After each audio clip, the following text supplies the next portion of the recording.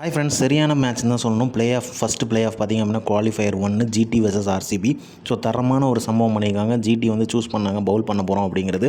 So அதனால் வந்து பார்த்திங்க அப்படின்னா ஆர்சிபி திணற போகிறாங்க. ஸோ பவுலிங் எப்படி சூஸ் பண்ணாங்க, ஸோ அதனால் செகண்ட் பேட்டிங் பண்ணாங்க தான் வின் பண்ணுவாங்களோ அப்படிங்கிற மாதிரிலாம் நிறைய தாட் போச்சு. அதெல்லாம் முறியடிச்சிருக்காங்க ஆர்சிபி அப்படிங்கிறதான் சொல்லணும். உண்மையிலே சொல்லணும்னா முறியடிச்சதுன்னு சொல்கிறது போல் குஜ்லிமஸ்த் பண்ணிட்டாங்க அப்படிங்கிறதான் சொல்லணும். அந்த அளவுக்கு வந்து சம்பவம் பண்ணிட்டாங்க ஜிடியை. அதில் எந்தவித சந்தேகமே இல்லை. ஓப்பனர்லேருந்தே பார்த்திங்க அப்படின்னா அதிரடியாக தான் ஆரம்பித்தாங்க. எந்த ஒரு டிலேயும் பண்ணாமல் அதிரடியை கண்டினியூ பண்ணிகிட்டே இருந்தாங்கங்கிறது தான் நிதர்சனமான உண்மையும் கூட.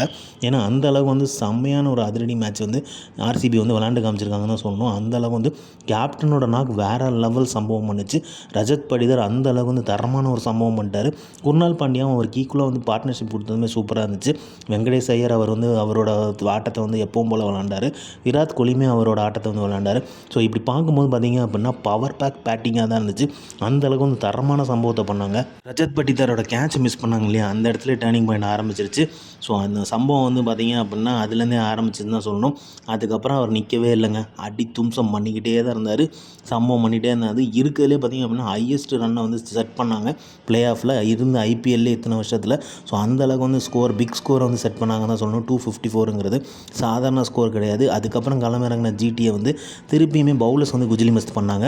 அந்தளவுக்கு வந்து சம்பவம் பண்ணி விட்டாங்க பவுலர்ஸ் எல்லாருமே.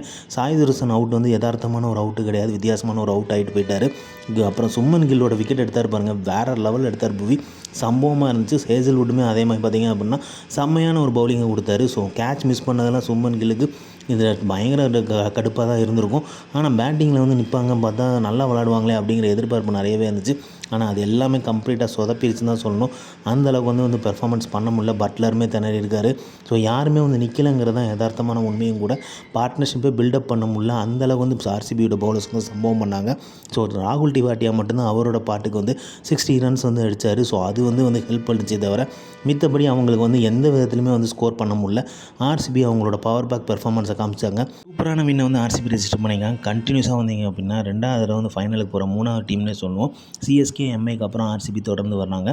ஸோ இந்த முறை பார்ப்போம் கப் அடிக்கிறாங்களா அப்படிங்கிறது. ஏன்னா சிஎஸ்கேவும் எம்ஐயும் அது பண்ணியிருக்காங்க. ஸோ ஆர்சிபி பண்ண போகிறாங்களா அப்படிங்கிறத வெயிட் பண்ணி பார்ப்போம். முக்கியமாக சொல்லணும்னா முதல் 4 பேர் தாங்க. அதுக்கப்புறம் வந்து ஃபில் சால்ட்டாக இருக்கட்டும், விராட் கோலியாக இருக்கட்டும், வெங்கடேஷ் ஐயராக இருக்கட்டும், அதுக்கப்புறம் தேவ்தத் படிக்கல், ரஜத் படிதார், இவங்க 5 பேரோட பெர்ஃபார்மன்ஸ் தான் ஆர்சிபியை வேறு லெவல் கொண்டு போயிருக்கு. நான் அப்போவே சொன்ன மாதிரி T20ங்கிறது ஒரு பேட்டர்ஸ் கேம். அதை வந்து திருப்பியுமே ப்ரூவ் பண்ணியிருக்காங்க. இந்த ஒரு அதிரடி ஆட்டம் வந்து பயங்கரமாக கண்டினியூ ஆச்சு அப்படின்னா ஆர்சிபி ஃபைனல் கப் அடிக்கிறதுமே வந்து தடுக்க முடியாது தான் சொல்லணும். ஸோ அந்தளவுக்கு வந்து பவர் பேக்கான ஒரு ஆப்போனண்ட் வரணும் ஃபைனலில் அப்படிங்கிறத எதிர்பார்த்துட்டு இருக்குது. இவங்க கூட ஃபைனலில் மோத போகிறது யார் அப்படிங்கிறத வெயிட் பண்ணி பார்ப்போம். ஜிடியா இல்லை வந்து ஆர்ஆரா அப்படிங்கிறத மேட்ச் வந்து ரஜத் படிதார் டவுட்டே கிடையாது. பர்பிள் கேப் ஹோல்டர் வந்து புவனேஷ்குமார் சூப்பராக சம்பவம் பண்ணிக்கார். ஸோ ஃபைனல் எப்படி இருக்க போது, ஆர்சிபி கூட யார் பண்ண போகிறாங்க வெயிட்டிங்கில் இருக்குது. கிரிக்கெட் அப்டேட் தெரிஞ்சுக்கிறதுக்கு லைக் பண்ணுங்கள், ஷேர் பண்ணுங்கள், மட்டைப்பந்து இன்ஸ்டேஸ் வந்து சப்ஸ்கிரைப் பண்ணுங்கள்.